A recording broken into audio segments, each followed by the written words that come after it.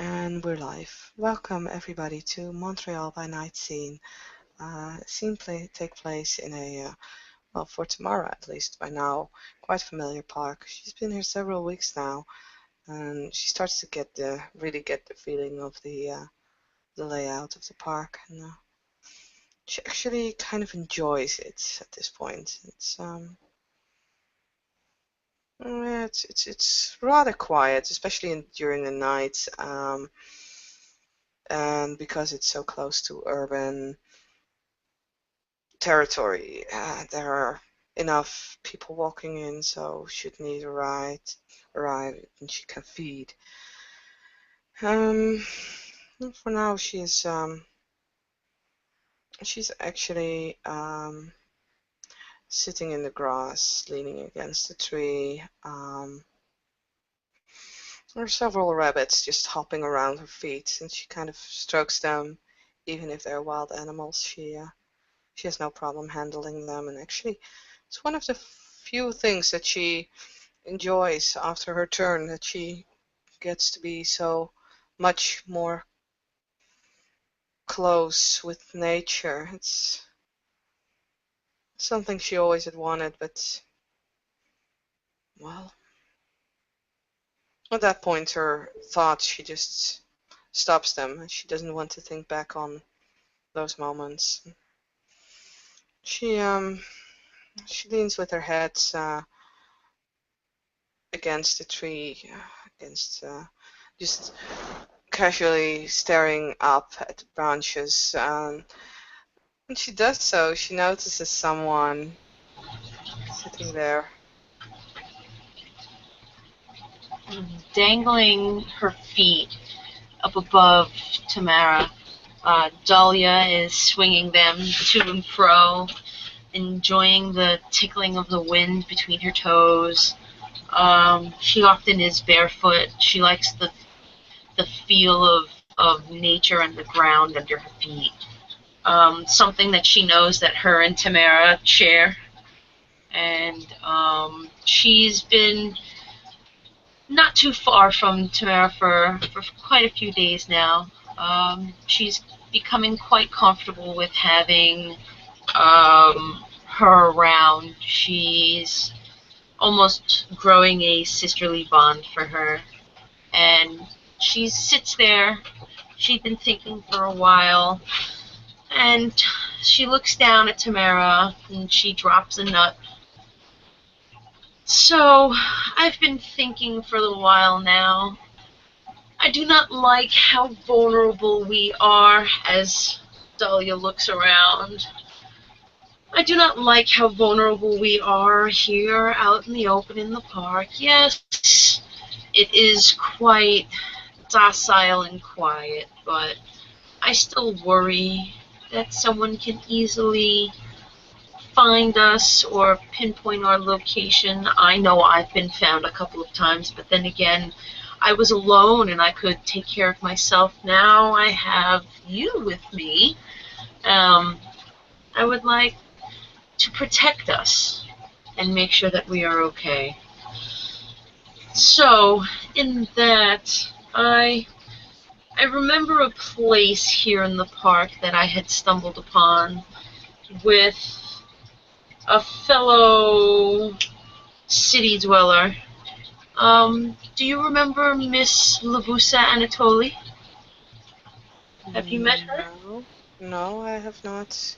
Tamara says she's actually, as you mentioned, being too much exposed, especially during the day. You could totally see that Tamara was shifting, like uneasy, as she remembers the first nights and the first time when she met Daliah and the happenings that occurred during the day for her. She doesn't say anything about it, but yeah. Dahlia will see the change being, well, I'm going to roll perception awareness. Well, no, perception empathy, better yet. I want to see how you're feeling. 1, to 3. 3 successes. That's me Okay. activating the aspects. Aura colors. Aura colors, please, ma'am. Okay. So when we started the conversation, there was some. The main color was light blue. There was white there as well. And then, as you mentioned, because that basically just stayed pretty much the same as she started to talk, and as you mentioned, the being exposed, you would see like a burst of orange, just kind of disrupting the light blue, and the white was still remaining there, but the orange mainly takes over as you mention it, and afterwards it's kind of slows down, going towards the light blue again, but it's still kind of present, the orange. Okay. Not really wanting to mention to how she's noticing that Tamara's feeling. She just tries to continue to reiterate how she only wants to make sure that the two of them are okay and safe. She does feel, Dahlia does feel more comfortable with Tamara than I guess Tamara feels with her. She's going to kind of let this slide because she does know that Tamara is quite young vampire, so she just wants to try to teach her. So Dahlia will climb down the tree, and she'll look at Tamara and go, there's no need for you to be so afraid. I understand such horrible things had happened to you to bring you to where you are now, but I have found you, and I will make it my duty to take care of you and make sure that you are not thrown into the lion's den unprepared.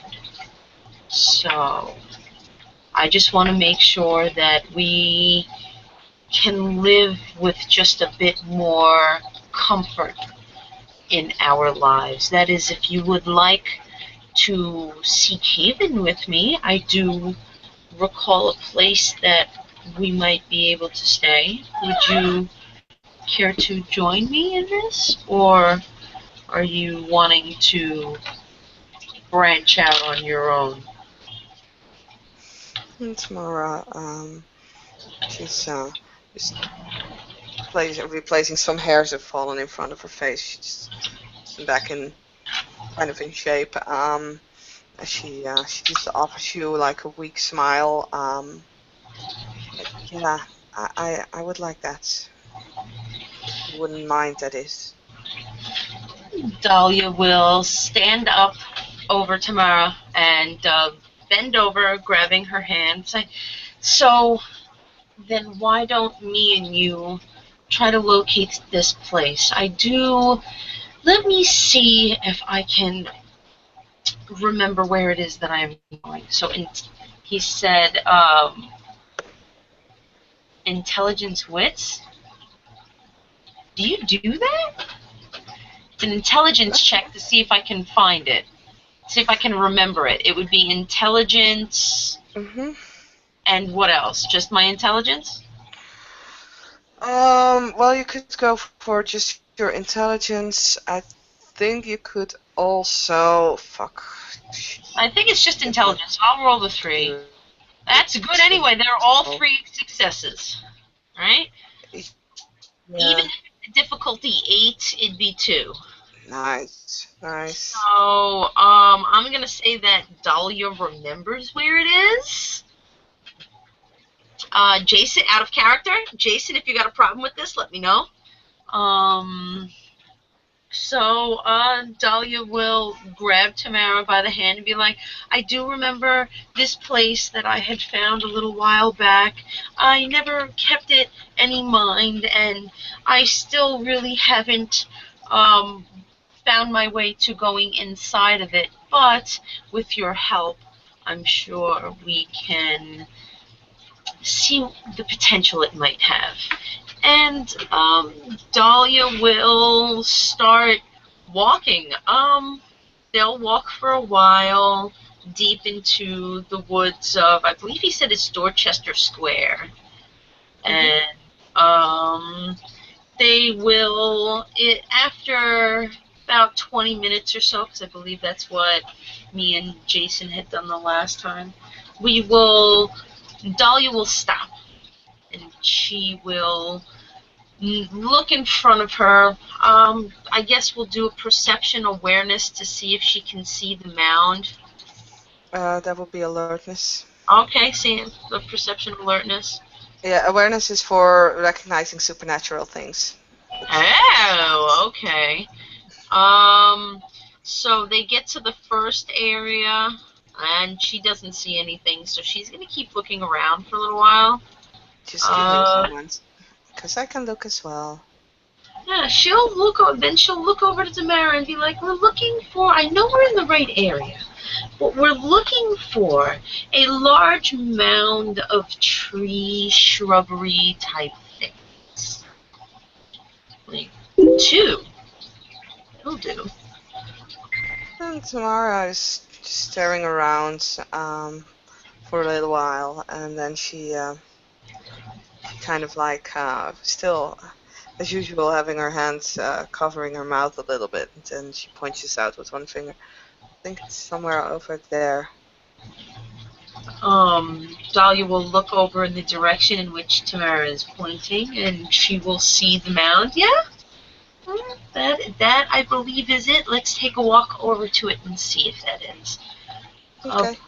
Upon getting there, you'll notice a lot, we'll say like 5 or 6 trees, small trees, that grow up, but their leaves are so heavy that they come back down in an arching manner. And they're all congregated in this one area. And there's a lot of vine life, like Virginia creepers, and a lot of overgrowth. And you'll see as the two of us are walking around it, because I'm sure we're going to circle it, that there is a brick masonry archway. And Dahlia will look over to Tamara and be like, this is it. You see, this archway, it's been here for a long time. And I remember stumbling upon it a while back, and I'm sure that it's been here for a while, so I can hardly assume that anyone would think that anything like this would be here. I mean, I knew where it was, and I still couldn't even point it out. But it is exactly where it is. It's in the middle of this park, where I know I'm comfortable, aren't you? Dahlia will walk over to the archway, and she will pull back the vines and the ivy that have been growing over, all the plant life that have been growing over the archway, and she'll start to walk down it. It's only about 3 or 4 feet deep before you get to a broken wooden, really old door that's been chained up, and there's a small hole in the bottom of it, like an archway itself for the critters of the forest to get in and out of. And you can, if you stop and you listen, you can hear on the other side of the door the tremendous amount of wildlife, chitter chatter and banter that's going on behind the door. And Dahlia, not wanting to scare anyone that's inside or make a disturbance to any of the wildlife creatures dwelling within the house, she'll as she gets close, start to make more noise so that they can scatter off on their own patients, so that they know someone is coming towards them. So she'll purposefully stomp her feet and break branches and kick around the dirt on the ground. And when she gets to the doorway, she'll start tapping on it with her fingers until she looks down at the lock. We'll say it's a nice heavy-duty chain with one of those nice master locks on it, one of those key bolts. Is there anything that you can do to get behind that, or do you just want to break through the door? Because I'm cool with destroying the door, but then that means we just have to get another one. I can try. Not quite sure how. Do you have something made of metal or with bone or wood or something sharp? Dahlia will look through her little satchel thing that she keeps with her. Inside, she's usually got an assortment of things, and the only thing that she can think of, she's got a letter opener, and she will pull out a letter opener and hand it to Tamara. Could this work? I can give it a try. When I was a kid, I kind of used to. Never mind, forget about it. She says she just takes the letter opener and starts to see if she can push something in the lock to make it shift. Oh my god, she cannot. Okay. Well, as Tamara is doing her thing with the lock and Dahlia noticing that she's not doing that well, Dahlia will walk back out of the archway and start looking around on the ground for, large objects like small boulders or large stones, something heavy that she could possibly throw that does some damage. And she will find, I'm going to say she's going to find like a small boulder of, or a large stone of marble, because it's got a nice hardness. We'll say it's like this big. And she'll pick that up off the ground and she'll walk over. I'm guessing this will be a brawl strength. Yeah, just wait a minute, Chris. While you were busy doing that, Tamara is still working on the lock diligently. The first time she didn't succeed, and now she's actually coming a little bit further. So she's. Dahlia will just walk behind Tamara and say, well, if you can't get that, I have an alternate route. And she will just toss this nice little large stone, small boulder up in the air. As you do that, you can just hear, because I was kind of figuring, needing 3 successes. I'd figure the same thing. Nice. So this was an extended roll. I think that would be appropriate. Once again, if anyone disagrees, please let me know. Well, I did take one turn to go out there to find a rock, and then one turn to come back with the rock. So that is. As you say that, you can kind of hear the rusted lock squeak open, making that sound that's like nails on a chalkboard for just a moment, and it squeaks open, and actually Tamara just stops the letter opener as she grasps her ears and kind of squats on the ground. Oh. Dahlia will, as she's tossing up this rock in the air, the latch will go down. She'll hear this squeaking, this harsh noise, and she'll just drop the rock and put her hands over her ears. Sounds are quite sensitive to certain folk. And Dahlia will walk over to Tamara and say, good job, old girl, you did it. We're in, and now I have a pretty rock.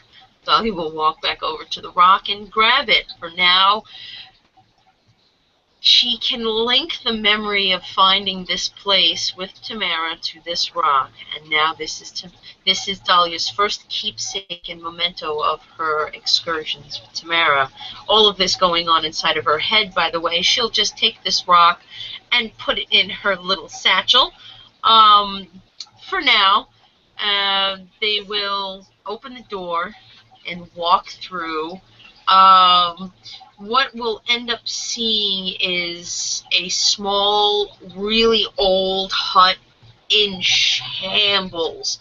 You can see moonbeams of light coming in through cracks in the ceiling. You can see that it's mainly composed of wood and stone. The walls are all stone where the roof is wood and straw. It is in a plus shape, maybe an odd plus shape. It goes from the door in, it goes about 20 feet in, 20 to 30 feet in, and from both walls, from side to side, it's anywhere between 30 and 40 feet, so there is plenty of room for two. But it is very, you can tell that this place hasn't been used in a really long time, and it could have been a home for a small family, because you see shambled bunk beds in one side where they are barely even recognizable bunk beds, tables all rotted away, chairs flipped over and broken, a few pieces of silverware and broken glass all over the floor. You can see holes in the roof and in certain areas, and small in the house due to animals making their way in and out. You can see a lot of animal droppings all over the floor. You can see also small little animal habitats for like chipmunks and squirrels, maybe some rabbits all over the place. And Dahlia walks in and she just takes a look around, taking in all of this nature and all of this ancient and all of this history. And she turns back to Tamara and says, well, come in. What do you think? Is this something that you can call home? Tamara, also, she's actually following Dahlia, like walking right behind her, almost as a child would follow its mother or father.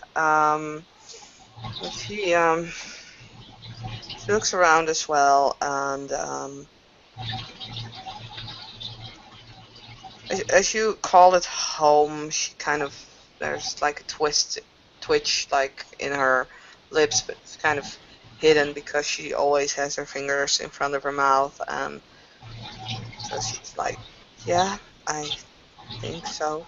I mean, it's a bit dirty and a little animal, but me and you, how far are we away from being animals anyway? We can fix it up and clean it up, but I think this is a good place for me and you to be safe together and comfortable. Dahlia will put her arm, she'll reach back at Tamara and put her arm around her head. So we've got a little bit of a journey on our hands now. We've got a place to fix up. And later tonight, we've got some friends to meet. Oh yes, I'm sorry, I forgot to tell you. We are having a meeting later on, so why don't you have a little bit of fun, relax, wind down. I will let you know when to get ready, and we will make a night of it. How's that sound? Meeting friends? How many? Really? Well, right now it's undetermined. It's just a possibility. Oh, okay. And after that, Dahlia will remove her arm from around Tamara, and with being very enthusiastic over, well, being very enthused about having a new haven, Dahlia will just start grabbing things and making piles of stuff. And unless you have anything that you want to do right now, I'm just gonna say that they're gonna do work on things for now, and then we Hmm. can call it a scene then. Yeah, Tamara will probably help out Dahlia a little, and with that, we will end the scene with the two Kainites cleaning up their new living quarters. Everybody, thank you for watching, and good night.